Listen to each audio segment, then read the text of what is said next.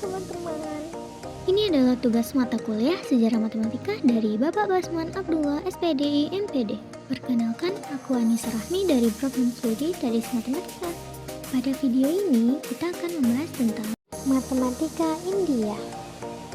Mari kita bahas sistem angka di India. India hanya berbasis 10 simbol uang berbeda 1-9, berlawanan pada sistem berbasis 60 Babilonia, dan simbol mengambil pada bentuk tertutup atau rumus yang sekarang digunakan di Eropa abad ke-15. Sistem angka India sering disebut di barat sebagai sistem Hindu-Arab atau hanya Arab karena mencapai Eropa melalui orang Arab. Sementara itu, angka modern saat ini berasal dari simbol yang digunakan oleh para ahli matematika Hindu India sekitar tahun 200 sebelum Masehi, yang kemudian dikembangkan oleh orang Arab. Dibandingkan dari seluruh angka yang ada 1-9, angka 0 merupakan angka yang paling terakhir kemunculannya. Selanjutnya, angka yang ditemukan di India. Yang pertama, angka Brahmi ditemukan pada prasasti di gua dan kuil daerah dekat Poona, Bombay, dan Uttar Pradesh. Angka Brahmi telah digunakan hingga abad ke-4 Masehi. Yang kedua, angka Gupta merupakan pengembangan dari angka Brahmi dan tersebar luas oleh kerajaan Gupta yang selanjutnya berkembang menjadi angka Nagari. Angka Nagari merupakan angka India yang telah menyebar ke Eropa pada abad ke-5 Masehi dan sering disebut sebagai angka Devanagari. Tokoh matematikawan India, Panini, yang merumuskan aturan-aturan tata bahasa Sanskerta. Notasi yang dia gunakan sama dengan notasi matematika modern dan menggunakan aturan-aturan meta, transformasi, dan rekursi. Yang kedua, Pingala. Dalam risalahnya, Prosody menggunakan alat bersesuaian dengan sistem bilangan biner. Pembahasannya tentang kombinatorika meter bersesuaian dengan versi dasar dari teorema binomial.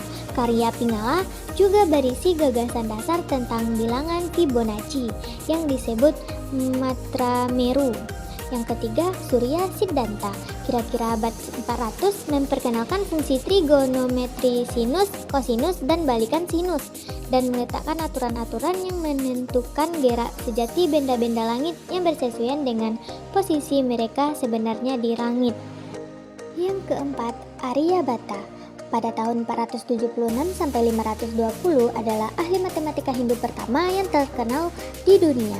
Risalahnya mengenai subjek ini adalah karya Hindu yang pertama mengenai matematika murni dan terdiri dari 33 sekolah.